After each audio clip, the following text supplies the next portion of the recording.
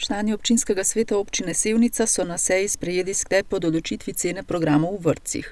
V primerjavi s preteklim letom se cene zvišajo. Glavni razlogi za dvig pa izhajajo iz povišanja plač javnih uslužbencev. In zato povečujemo cene nekako od 2 do 14%, odvisno od oddelkov, usklajujemo jih z nekako novo nastalo situacijo. Na ceno programa ključno vplivajo tudi število oddelkov, število in starost otrok v oddelkih ter izobrazbena in starostna struktura kadra. Hkrati pa moram jasno izpostaviti, da to povišanje se v največji meri odrazi na občinskem proračunu oziroma na večji porabi v občinskem proračunu za subvencije teh cen, kajti nekako skoraj 3/4 cene predšolske vzgoje plača občinski proračun in le dobro četrtino starši otrok v vrtcih v povprečju.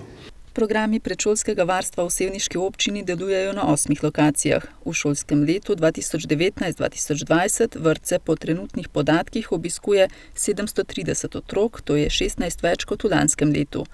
Odstotek v vrtce vključenih otrok iz leta v leto sicer konstantno narašča. Če je bila pred desetletjem vključenost vseh predšolskih otrok v občini Sevnica v vrtce okrog 65%, je ta danes blizu 85%. V tem času smo lahko sprejeli še vse otroke, težava nastopi nekako po novem letu. Tisti otroci, ki so bili v pravem času vpisani in imajo potrebo po sprejemu po novem letu, pa imamo že določene težave, zato načrtujemo in pripravljamo ukrepe v prihodnjem letu za povečanje kapacitet vrtcev.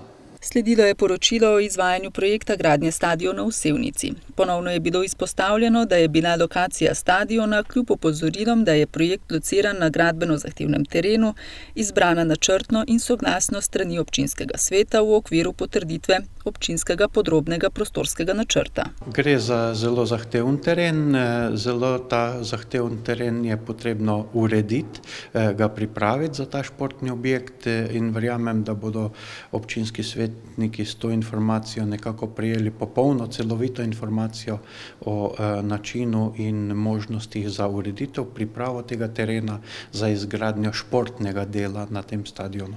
In kakšne so nadaljne aktivnosti občine? Tukaj je najpomembnejša stroka. Stroka mora pripraviti rešitve, ki bodo nekako zdržale in tukaj bomo sledili predlogom stroke, ki se konzultira na tem projektu. Člani sevniškega občinskega sveta so se na tokratni seji seznanili tudi s poročilom o izvrševanju proračuna občine Sevnica v prvem polletju letošnjega leta.